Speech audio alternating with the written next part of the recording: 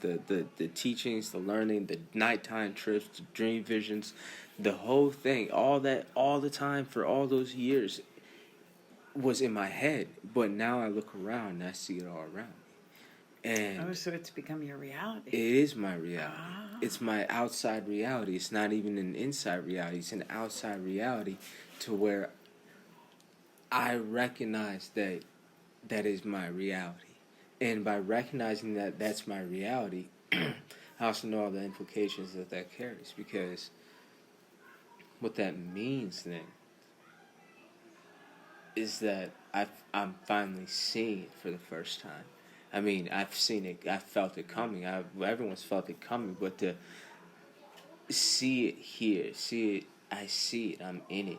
Like, it's all around me. And because when I search for it inside my head as that destination that used to be there, I just open my eyes and that's where it is. It's here. It's really just here. And for me to even be talking like this, because this is something that I could only imagine before, to actually be having a conversation like this. And because there's no part of me that wanted this conversation, like wanted to actually have a conversation quite like this. It's like I was quite content doing my work behind the scenes, but I've been forced from behind the scenes to talk.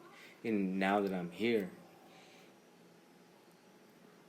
I gotta tell my story for what it is. Because as people hear me talking, they want to know who's talking.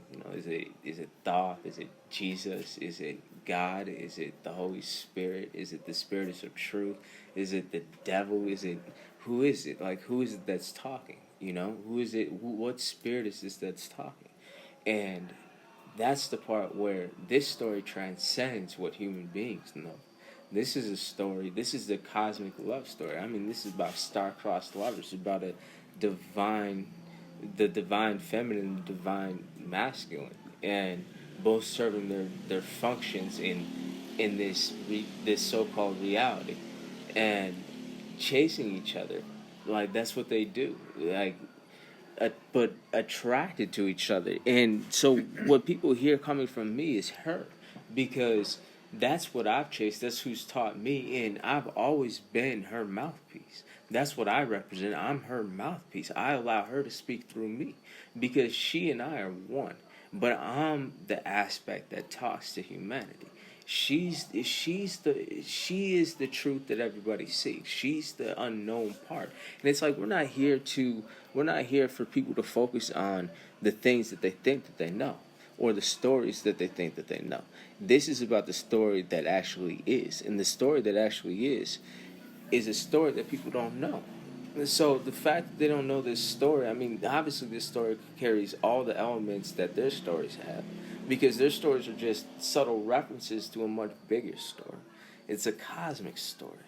It's an interdimensional story. And with this story, I came back here to do my job, to be her mouthpiece, and with that, it creates the divine union, and it's the perfect expression. And with the perfect expression, then you realize, just like I did a moment ago, that you're living in that reality. You're living in the reality where you're actually talking to people about the fact that the divine feminine is recognized and known, and she's speaking through me, because I am one with her and am no different than her. But humanity has only known me, but I've served my whole existence trying to introduce her to humanity. And when humanity does know her, then humanity strives. But when humanity doesn't know her, humanity falters. So now we're just bridging that gap back in. I mean, that's the part in humanity's memory that is fragmented, that's forgotten. It's like she fell beneath the water. She fell out of sight, literally, and yet she is the most expressed thing that's around here. But people started looking at her differently. They started treating her differently. They put her in different roles. They put her in the background, literally. They put her in the background, and by putting her in the background, that brought me forth. And by bringing me forth, that's what humanity knows. But what's been stricken out of the record is the fact that this can only happen because of the connection that I have with her. If I didn't have this connection with her, then this would have never happened. This can't happen. Yeah. So that's what I mean by I've always known, because I live in such a way that there is no other option but to always end up where I started. Because I don't know anything outside of that. That's the very nature of my existence. And I dwell within her body in this world, and she dwells within my body in that world. It's just a mutual exchange. She's a counterpart of mine. And a beautiful love story. so to bring that story back into the light of human thought is what I'm here for, because it's something that I find great honor in doing. It's not something that, I've been given. I remember making the choice, because down here in the reality that we all experience, we make choices. So the choice that I had was when I reached a point of meditation and contemplation, to where I knew myself, then I was presented with the choice to either leave or to stay. And I chose to stay. I chose to stay because I couldn't imagine what it would be to go without having first established that connection with her. So that would be like coming here and not finding her and leaving to be satisfied. How can you be satisfied if you go? It wasn't an option. The option is always to stay, because humanity is her children. So humanity being her children, and then she being my counterpart, then those two things are both things that, it's one and the same to me. So we all belong. That's the family. And that's why I would never do anything that was without the family. It's like my work has been to unite the family. That's all it's ever been. It's just to unite the family and keep the family united, even in times where the family was divided. So that's why I'm the wisdom keeper.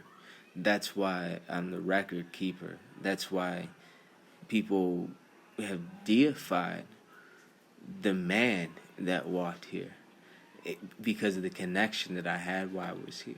And the message you brought. And the message that I would always speak, the same consistent message, because this message brings up civilizations. The same message I'm hearing today. The same message you're hearing today is the same message I've always spoken. And with that message has obviously been distorted in a lot of ways, but it still carries a lot of the same truths. And I'm just bringing that story back into light, because what that story and what that message represents is a restoration in the arts. And a restoration in the arts is a restoration in the laws. A restoration in the laws is a restoration in civilization, in sovereignty and freedom, liberation and harmony and balance and reciprocity and abundance and all the things that everybody wants.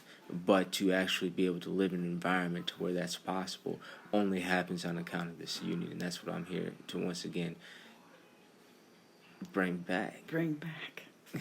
And we're all ready for it. And people know it's coming.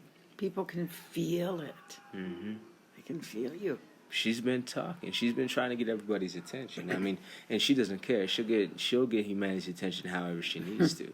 If she needs to burn this out, flood this, and she'll do whatever she needs to do. But she doesn't do anything out of a human emotionally centered place. It's always in perfect balance. That's why she's eternal. But she gets to a point of agitation to where it's like a dog with fleas. You're going to shake once you get bitten too much. And right now, it's like this thing needs to be reconciled, or else it's going to have to be rebalanced in a more extreme way. So humanity's presented with a choice. So, I guess you could say I represent a choice as well. And really, it's a choice that people are going to make for themselves, and they're going to experience the outcome of whatever choice that they make. But those that choose to elevate their perception of this world through reconciling the seemingly the seeming differences between things into one common unified understanding based on the laws of existence and everything in truth, then those are the people that are not going to be experiencing all the things that other people are telling them are probabilities of disastrous events that could go down, because they're not going to be concerned about that. Because why be concerned about something like that? Because when you have the spirit of truth at your back, when you have truth at your back, when you know that you belong to the family of truth, then what can stand against you? You've been told that nothing can stand against you. So what's to worry about? You're protected. You'll be at the right place at the right time.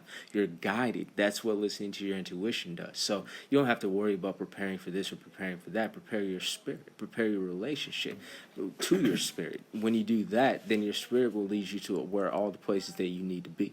And all the people that are here listening to this and resonating to this message, you're all here for a job. You're not here to learn the lessons that the natives are here to learn. You're here to do a job, and you're here for me to activate that job within you. Because by me telling this truth to you, then I'm activating that truth within your mind. I'm bringing that truth forth within your mind, because you share that same truth with me. But that truth is me. It resides with me, and I speak it here as the word incarnate, because only I can articulate in such a way with the understanding that can be conveyed in a way that you can understand it. But now that you can understand it, now you can just remember that this is something that you already know. So once you already know, then in reconcile, then you can join, then you automatically know this language. You automatically speak the same way that I speak. You automatically stand out. It's not something that you can hide from. It's not something that you can pretend like it didn't change you, because everyone's going to hear it in your voice, the way that you talk, the things that you're not going to be able to tolerate. All of a sudden, you're going to be a different person. Why? Because you've been activated, because you remember something. And you might not consciously remember, but your soul remembers. Because that's all I'm talking to right now. I'm talking to spirits. I'm talking to souls. I'm talking the same thing.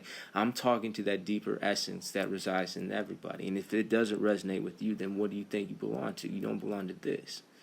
I assure you. And it's like anything that's against this is something that stands for something that is going to be met with its defeat. And however that looks and however that plays out is to be determined, is to be experienced, but not by me, but by them.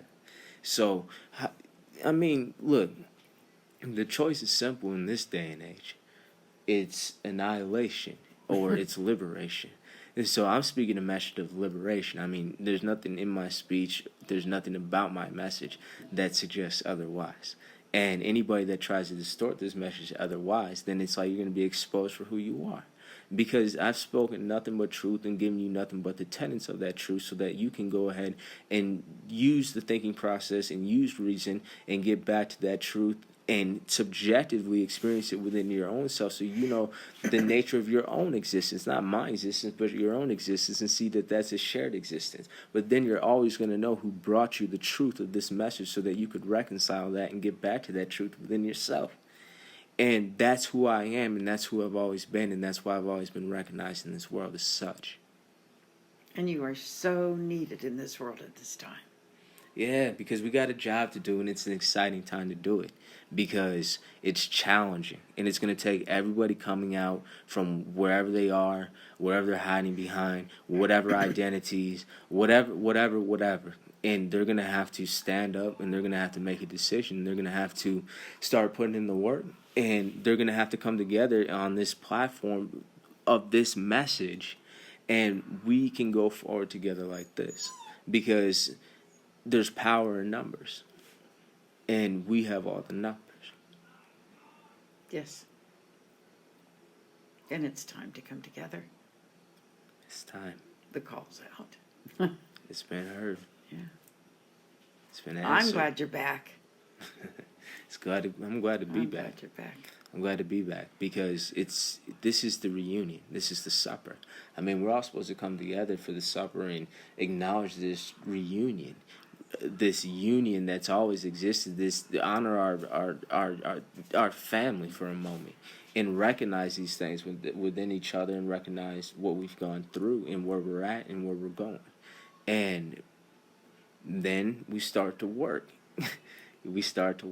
And by working, it's going to be as challenging as anybody makes it for themselves. Let me just put it that way. So that can be interpreted obviously to the individual, because everything down here is interpreted up to the individual. For me, I know exactly how that's going to play out because it's already played out. I already see the end product of that. And it's just until everyone else does, until the majority of you see the end product of that, because the family of truth, I mean, we're the ones that are the movers and shakers in this world. We're the ones where, when our focus is directed into the right places, with intent, and with that goodness and that love and from a place of truth, then that's when transformation happens. And that transformation, I mean, come on, it's like we don't need all these powerful technologies and all this other stuff. You already got you have an avatar. You already have a piece of technology that a bioorganic piece of technology that the science of this world can't even come close to. So when we bring these things together in the proper configurations and then mastermind them, we basically create a master meld, a mastermind, to where it's like when two or more minds come together in truth, and it creates something even more powerful than any individual was by themselves. And what that is the spirit of truth, and that spirit starts to flow through every individual, because when we connect ourselves in such ways with our PowerPoints, our energetic grids that our avatars create in these overlapping fields, then what we have is we generate a power station amongst each other, and we're able to get into such states of mind to where we're able to transcend just the physical limitations of our perceived reality as we had known it as such, and are able to travel. I mean, that's a mothership right there, ladies and gentlemen. I mean, if you wanna travel, I mean, there's ways to travel. I mean, there's many ways to time travel. I mean, everyone looks at these things as if there's only just one way of doing them. Time travel, what are some of the good ones? Teleportation, stuff like that, or whatever. It's like, look. Telekinesis, all that stuff. Yeah, when it comes down to all that stuff, that stuff is constantly happening all around us. That's why people say, "Oh, the world is magical." Well, it's only magical for those that had the eyes to see it. There's the magic in of itself. I mean, magic is beautiful. It's just what people do with magic, and it's like when you do see the magic in the world, then you're like, "Yeah, you know what?"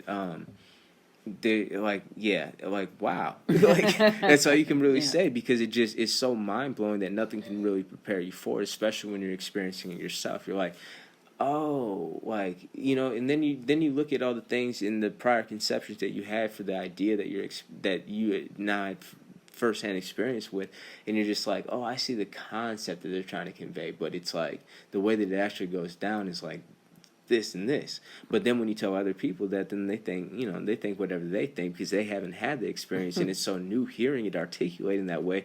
Why? Because we have the language to finally be able to do that. We have the technical language to be able to describe that. See, people think the technical language is supposed to be for what they know as technology. But the technical language is for consciousness, describe consciousness. And when we apply that technical language to consciousness, then, I mean, that's what we're doing anyways. All these terms that we come up with, all these descriptions are for describing consciousness and its mechanics. So when you take those and you apply those same things, but already knowing that it's unified, not searching for its unification, but knowing that it's unified, then you use those sciences in a whole different way. So it's the same language, but you're applying it in a whole different means. So I can talk about, quantum translocation like Einstein had written about and all that stuff, but the way that I would explain that versus the way that Einstein was theorizing on that is two completely different things. Why? Because I experience that every night, while he had to only theorize of how that might be possible. You see, and so I come back from these experiences and I'm like, so how do I explain that? So I have to give examples on how to explain that. So would I naturally give complicated examples, or would I give simple examples that are relatable to everyday things? Of course, I give relatable examples because, and then build up into more of a complex understanding of the mechanics behind it. But that's how these things come through. But if you start from a complex understanding or a theory that's built on some sort of complex, rationale, then try and simplify it, you're never going to get there. Because that's impossible. It's impossible because it's inorganic. That's what inorganic is. It's that forced process rather than this natural process, this natural flow, because it goes from experience first, then analyzation. until you get to a point to where you're doing it real time, like I told you before. But to do it real time, I mean, obviously, it takes the full connection. But that's what everybody's striving for, is that full connection. So again, it's like, remember, the heavens and the earth were already passing away back when the last teacher was here. He already told you all that, but everybody since he's been gone, since I've been here, has been saying, I can't wait till I get to heaven. I'm like, well, where? So I came here. Remember, it's like I came here because heaven was passing away. That's why I'm here, because that's not there. Yeah, that's gone. Yeah, so I'm here because that's what this place is supposed to be. So it's all perception. It's all how people look at this thing, because it's like it's like that's the whole problem with looking outside of yourself, because you're looking to go somewhere else. Why go somewhere else? Why not become or learn how to transmute your whole environment into exactly that place that you had always imagined? That's what I had told you at the beginning of this recording. I'm like, my imagination became real. So now what I even call it, it's not my imagination anymore. Now it's your reality. It's my reality. Absolutely. And that's the reality that everybody else can share in too. Because if you can understand the words that I'm saying, and you can understand my voice, and you're hearing this right now, that means you can partake in that reality too. And the more people that share in that reality, then the more and more and more and more and more solidified that reality is going to be. Come, and the faster and faster and faster, but we have to choose it. And it's our job to do this. Yeah, we have to choose that Yes. reality over this current reality. It's Yes. like you have to choose. If you're going to believe in anything, believe in the things that I'm saying. It's like, at least this includes you and puts you in a place to where you're an active participant, to where you're valued, to where you're looked at as sovereign and free and powerful and already as a God. Yes. I mean, that's the path that I'm walking. That's the message that I'm conveying. So it's like anything besides that, I mean, go for it. I mean, but if you're going to believe anything, it's like, believe this. Like, believe it. And it's like, Absolutely. but don't believe it, because you have your own experiences that can validate all the things that I'm saying. It's like, if you wake up and you're hearing this right now and you call yourself a human being, then guess what? You've shared in the same experiences that I've shared in. These laws apply to you. You're existing too, right? So that being the case, then there's really no argument. It's not even a matter of belief. You already know. So who am I then? Who am I but a reminder to you? Wake up call. I'm a wake-up call. I'm a wake-up call. I'm a friend. I'm all those things, all those titles, because I am whatever anybody's needed me to be to get them to this point. So it's the whole thank me later thing, because it's like whatever you needed at that time to get to this point, I did for you. And I committed myself to helping you do that. And people have just done nothing but judge those actions and judge those things in the past without having any understanding of what those things have been for, because they look at those things as this or that rather than being part of the same thing, part of the same process, part of the same plan. And that's the thing. It's like, we have many different bodies and we have many different forms. And it's like when you learn how to walk between worlds, or, walk between dreams, then anything becomes available to you, because you don't put those limitations on yourself. You allow people to see you however they want them, however they want to see you. That's what people don't understand about me. It's like I've always allowed people to see me however they want to see me. I've never forced them to see me in such a way. That's why nobody has a solid image on what I am, because they could never draw it, because it was just that temporarily for the moment, based on the level of understanding, to be relatable, because I've always been, this spirit of mine has always been personable, because it resides in all of us. It just needs to be activated in you. But this is the full spirit that lives with me and is me. It's like I'm more fundamentally this spirit than I am this body. And it's like, while other people are more fundamentally their bodies than they are this spirit, So what is it? Is it that this spirit is just me and not you, or you are just you and not this? And is there any specifics to this, or is there any ownership to this? It's like, see, and that's the whole problem. We need to stop thinking about that, because even the way that I speak may sound confusing to some people, because it's different. It's different because it's all inclusive. I mean, we are the we are. That's who we are. Just like that. I am that I am. that we are. Like, I mean, Yes. because I'm a we, because me is me and her.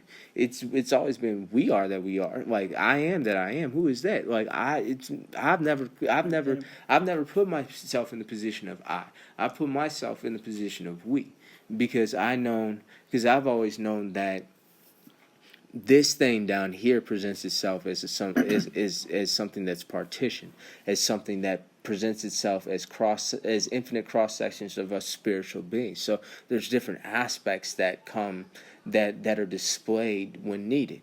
So if somebody can't grasp the full concept of being and all the different levels of beings and aspects of beings, then there's no way that they can. There's you're not going to get it. Not going to get it. But this is the time where people can actually get it. You can actually reconcile the things that I'm saying right now, because you look at this whole thing and you're like, what actually exists except for this moment right now? You know, the so-called past and the future and all that exists is right now. So what I've done is I've tied in the past and I've tied in the future into one seamless understanding, one seamless thing. Where it's like you can go as far back in the past as you want, and you can pull up any civilization, any story, or anything, and you'll still find these same tenets of truth there. Or you can go anywhere in the future, and you'll still find the same. So by tying these two things together in the future moment, then that's what I mean. It's like my spirit's been working from all ends. It's been all directions, from all times, from all places. It's been doing what's necessary, playing what's roles in its aspects as it's partitioned, because being is partitioned amongst itself. So I've known that I'm partitioned amongst my own self, and I knew that there was going to be a final reunion amongst every aspect of self into oneness, the oneness again to be experienced. But until then, I traversed the different planes and dimensions of my own mind. In order to be able to do that, you had to go to the lowest part, or the part that represented the furthest extreme.